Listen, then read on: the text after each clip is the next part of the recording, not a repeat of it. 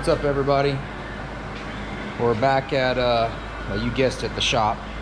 Seems where my second home lately. Luckily I have the best wife anybody could ever ask for, who lets me get away and do all this stuff that I enjoy doing, or at least I enjoy it some days. So today we took out a bar that used to run right here, funny car cage, used to go down to it. Remember I was telling you on one of the last videos we had to make room for the drive shaft. So now we got plenty. So we'll come in here and we'll probably run a couple bars here and make like essentially a drive shaft hoop. And then of course I had to cut, you know, that bar had some bars going up to here, so now I have to come back in here and put those bars back in, and I'll go ahead and run another one all the way down. Probably not necessary to run it all the way down, especially with the 4-link bracket plus this support here, but I'm gonna do it anyway, probably more for my OCD than anything else. And then wherever this thing ends up at, I'll wait to put these bars in right here, because wherever this ends up at, I'm gonna support that end to right there. So anyway, figure out what I do today. A lot of times I don't, like, for example, cutting all this stuff out, there's not anything technical to that. So other than just watching me do another fast forward motion, I guess, video of me in there grinding and just doing a lot of busy work, I figured I would save it for something where, I don't know, maybe you might learn something, because I'm doing a lot of this tube notching. I kind of came up with a couple different techniques that I like to use to notch this tubing and cope it, and make sure that when I notch both sides, for example, that's going to go in that area between where I just cut out at. Obviously you got to have the cope of the tube even, or else, because I mean you got a bar running here and then you got a bar running there. Well, if you have your notches off and it's trying to twist on you, anyway, you want to make sure that you have good solid, you know, mating surfaces, kind of like this, right? So that's a good weld. You know, you can go in there and weld that pretty nicely. And try to, instead of trying to fill gaps. So a couple of tools and techniques that I came up with. Obviously these are real helpful. I can't remember, Centurion or something like that. I think somebody else did a video where they had something similar. I know a couple different companies make them, but so the other thing that I did was to make sure that I got the tubing, or I guess it was marks that I was telling you about, and making sure that they're actually lined up to where I need them lined up at. Is I did the circumference of a circle, which is 1 1/4 in this particular case right here. And all those years that I kept thinking I'll never use geometry in the real world, though that I know it just took building a car to prove me wrong and prove my teachers right. So anyway, so what I did was I took the circumference of a circle, and then did the math and found out basically the radius, and then, so now what I do is I've got the center point, right? So I'll come in here, put it on there like that, then I'll mark both sides. There, that's a messy mark. Mark side there, and then I'll mark this center right there. So then I'll switch this around. All right, line the marks back up, and then I'll mark the center again right here. All right, so should be, and it's not going to be exactly perfect to the, you know, 32nd or 64th of an inch or anything, but it gets you real close. And then I'll take a straight edge, like a, well, let's see, this is long enough, so there's a piece of square tubing here. I'm going to start angle iron. And I just line it up like that, and then take my marker, run it all the way down. Like that, turn it over, find that other mark. Same thing. And then on the other ones, what I do is I don't run the mark all the way down. I just run it enough to where I can see it whenever I'm doing my coping. All right.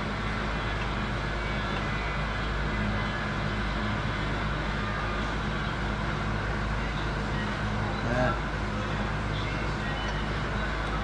Okay. So that's what I do. That's just the way I like to do it. Like I said, there's probably other people that have better ways. And if I ever see something that I really like a lot more, then certainly I'm going to steal it. But then, because I have one of these, otherwise I would just take a, tape measure and then measure about 1/4 inch. Typically it's 1/3 of the diameter of the tubing. I figure, sometimes I go a little less than that. So, but since I have this tubing, come in here and just do that. Make sure that it's basically a good 90. So there, like that. And then I'll stick this thing in here. And then the smaller side, that's what I use as my, so what you do is you take out each side like that, so it kind of gives you a reference point. Make the marker.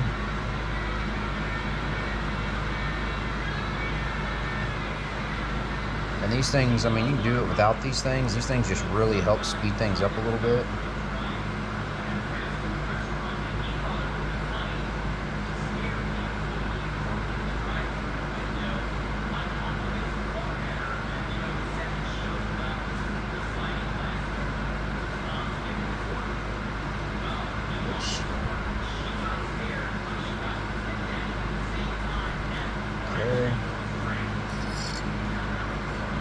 Do the same thing. One of these is going to be a little different because I'm going to end up having to take one of the little legs left, like one of these little ends right here, down, because it's going to be right on top of another bar coming in, another weld. So I'll fit it all in there whenever I get to that point.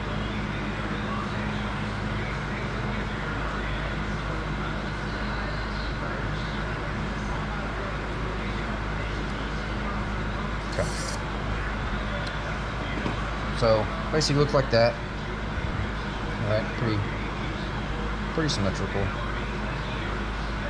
And then I'll chuck it up in here in the vise, and then I usually just take the bandsaw and I'll kind of come in here and just get the majority of it cut, and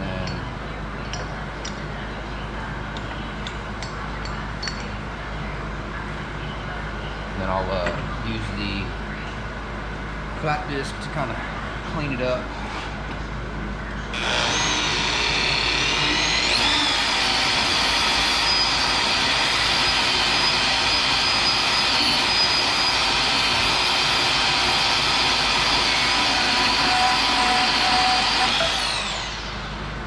What I can't stress to you enough is always take off a little less than what you think you need. You can always continue to take it off, but you surely can't put it back. And first time I ever did my cage, a few years ago, I wasted more tubing than I probably should have.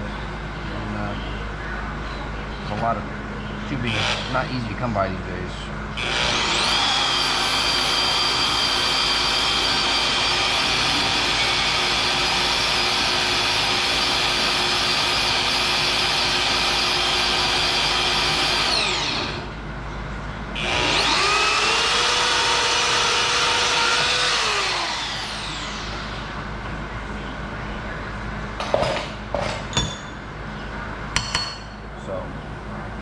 Kind of get you close.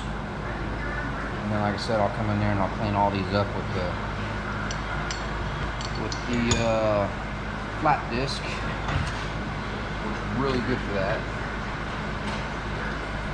If you've never watched the fabrication series, that's where I didn't learn it there, but he kind of reinforced the fact that flat disc worked really good for that.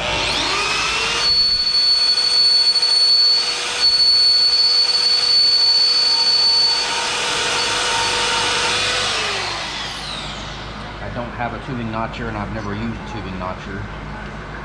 If you had one of those really high dollar, awesome ones that some of these huge fab shops have, I'm pretty sure that would be the ideal way to go, but if you don't, it's probably more trouble than they're worth.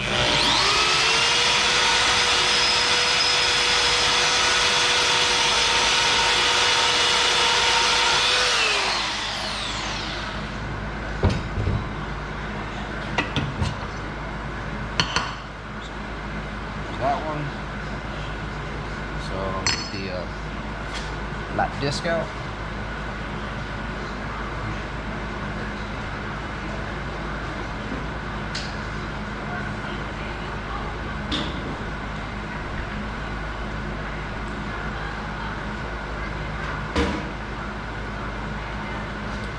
These things are awesome.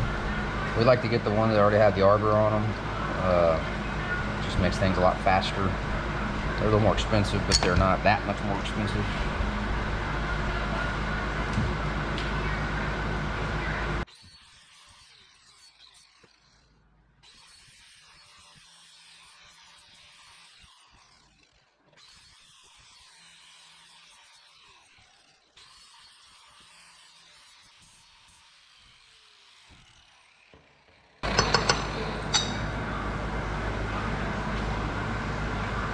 Yeah.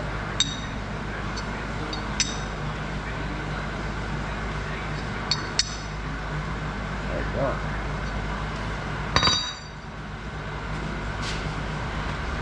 Now, as long as it fits in between those two bars, I might have to make some small adjustments, and I'm sure I'll have to probably take a little more off to get it to fit between the two bars. But that's how I end up doing it usually.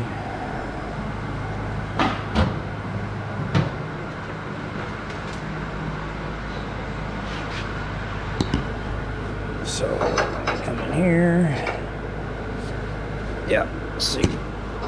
So I'll have to take a little more off, which is fine. That's what I like to do. I like to I always like to get it close, and then I'll fine tune it in from there. I always cut a little bit longer than I think I need, and then I'll come in there and then I'll take more out a little bit at a time. Sometimes I'll walk this trip right here back and forth depending on the cut and the bar. This is a pretty simple one, so it won't take much, but some of these more complex ones, man, I'll walk back here and grind just a tad bit more off 20 times if it takes 20 times, because you don't want to get too aggressive and then you end up taking too much off, and then you've wasted all that time that you got in it. Now you got to remake the piece, plus you waste the tubing. So anyway, I would rather take my time and make sure I do it right. So anyway, I just thought I'd show you that. I'm going to get these things cut, tacked, or probably get ready to weld them in. And yeah, I got a lot more work to do, but it's part of it. And it's fun to build stuff, and I enjoy working like that. So, but anyway, I'll get these things fitted up real quick and come back. Okay, cut the bars. Got them all fitted up here. Not too bad. So now I'm gonna weld them.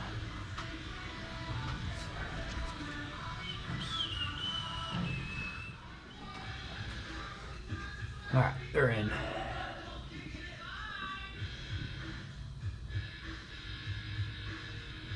Turn the lights off already, so I'll just add a bar coming from here to here, and start working on the seal bars tomorrow.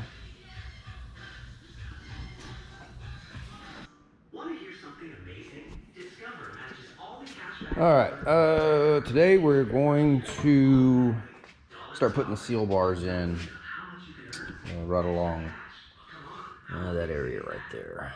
So we'll do both sides. Hopefully we'll get that done completely.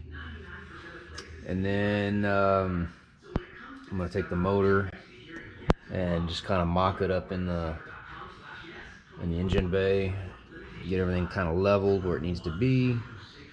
Make sure that the rear end is placed where we want it, and then probably pull it back out, and then start doing the floor, the rest of the floor framing, so we can hopefully at some point get to putting the floors back in. I think we're gonna put a stock floor back in it, just because. And anyway, man, it really looks a lot better after I took that other bar out. I love it, way better. Thanks Jason Flores for the recommendation, because that was definitely a lot nicer now. So anyway, probably take me a couple hours to get those in there and fitted up. And it's kind of I got a cold front blow through. That's kind of unusual for South Texas. It's like 50 degrees outside right now, which is, it's not that bad, but it's certainly not expected. But it makes it a little bit nicer to work in. It's makes it a little cooler and drier, so I'm not sweating, especially sweating all over the bare bars inside the car and causing rust. So anyway, let me get set up.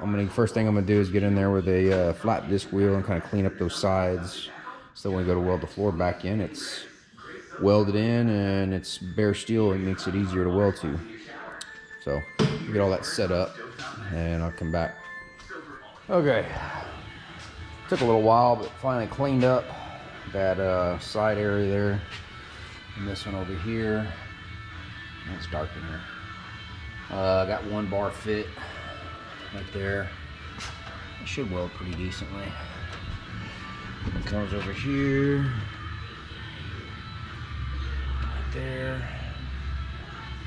So I'm gonna go work on the other bar real quick, and then I'll come over here and stick it in and get it all ready to weld up.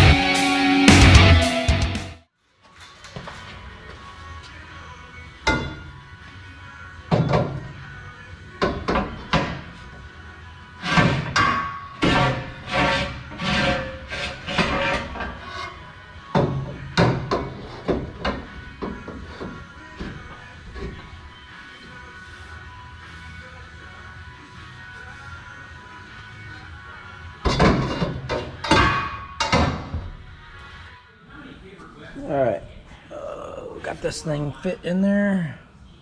It's a pretty decent, tight fit.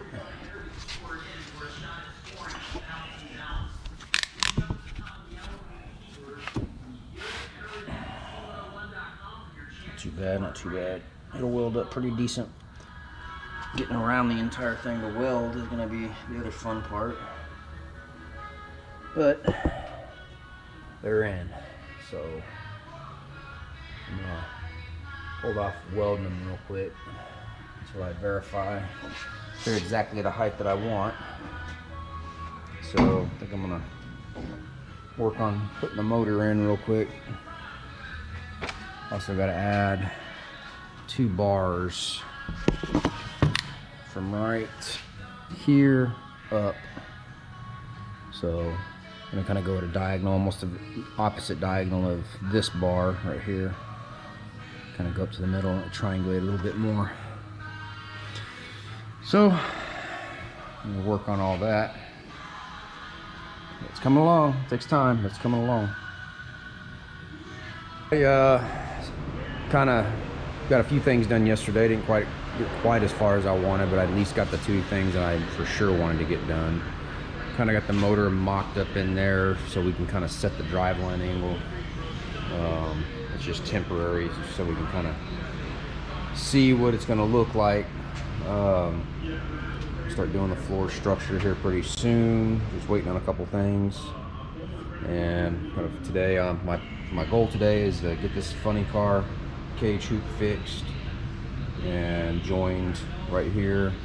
And then I'll run wherever it ends up here. I'll run a bar down and kind of create that drive shaft hoop there, and weld this in. I just fitted that earlier. And then get to putting these bars from here up to the main hoop up there. So that's the plan for today. Oh, and then I'm gonna finish welding up. We did test fit where we wanted the rear end, and so now I need to weld up 4-link bars. So just is kind of, this shop's crowded. Hold on a second. This is kind of where the tire is gonna sit.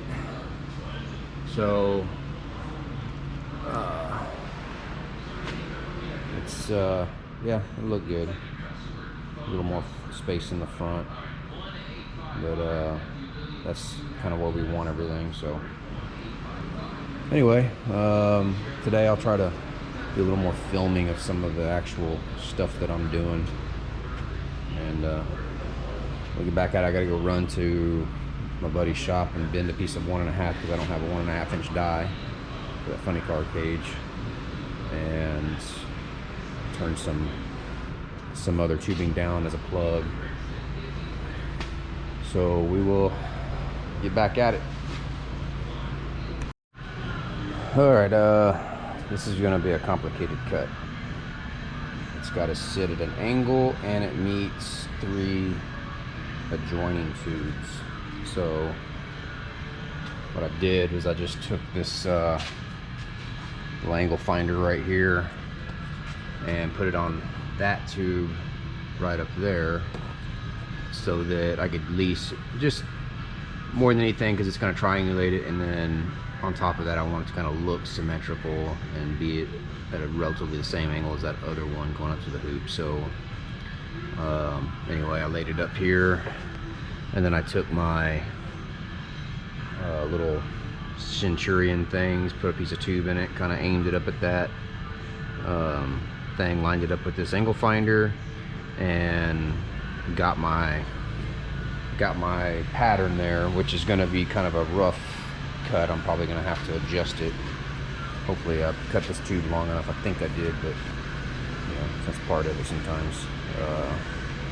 So anyway, let me get to cutting this and then start test fitting.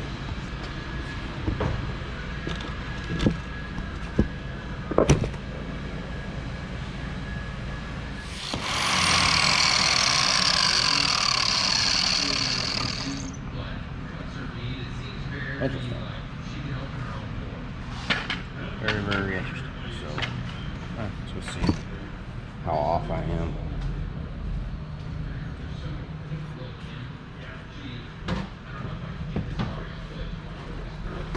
No, remember.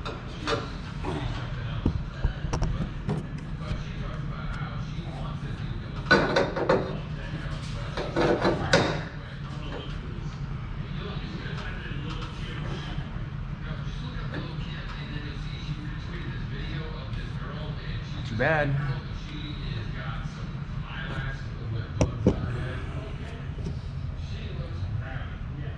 So it needs a little trimming, but it's not horrible. So we'll just kind of walk it down from here. Let's see the other side.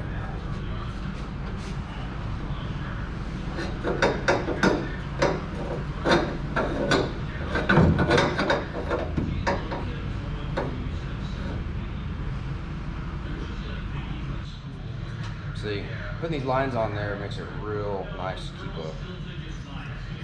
these lines right here. That missing thing helps me keep reference of where I'm at. So.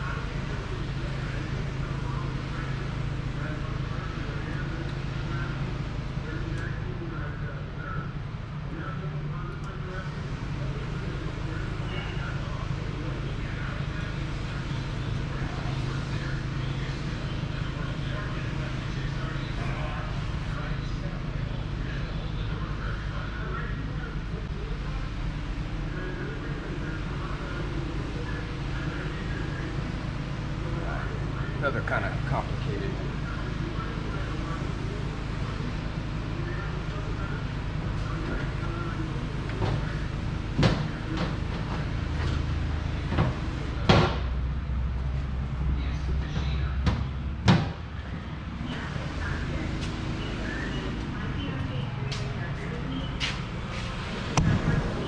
May have gone a little too deep on this throat right there, but it's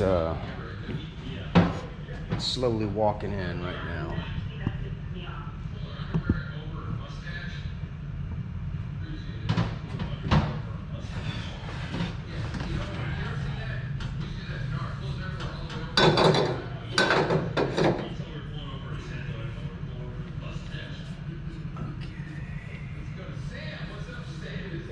Just keep taking these legs down right here. That'll allow it to walk over. I have a gap on this side.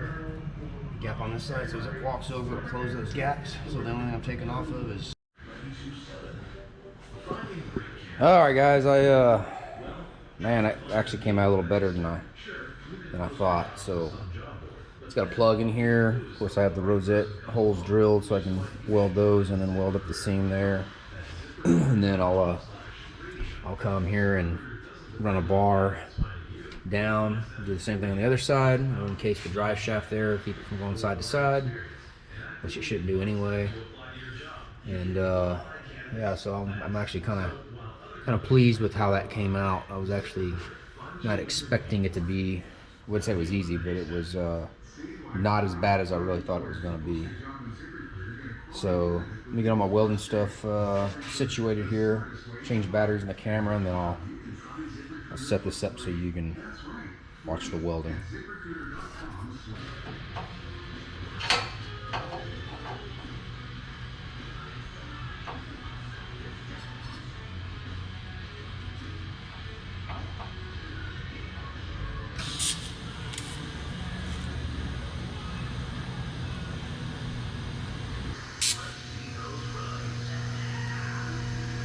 As I said, I'll show you the good, the bad, and the ugly.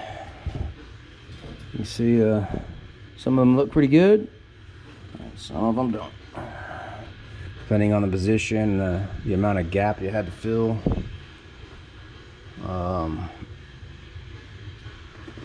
Rosette welds, and then, of course, all the way around the tubing. Not horrible. It'll work. Alright guys, done for the day, my last day off. Gotta go back to work this week. So anyway, I got the light. It's been a long day and I wasted 3 hours. Had to go get that tube bent. And anyway, long story, but so anyway, that's kind of what I did today. Fixed that funny car cage. Welded this bar in. Went ahead and welded these 2 bars in. One's a support for this, and then the other side kind of just encapsulates the drive shaft there. Anyway, it's a lot of work, believe it or not. And then, like I said, being gone 3 hours didn't help. So, and then I finished welding up the, of course, the 4-lane bars, which I showed y'all already, but those are pretty. Kind of like the color, but you know.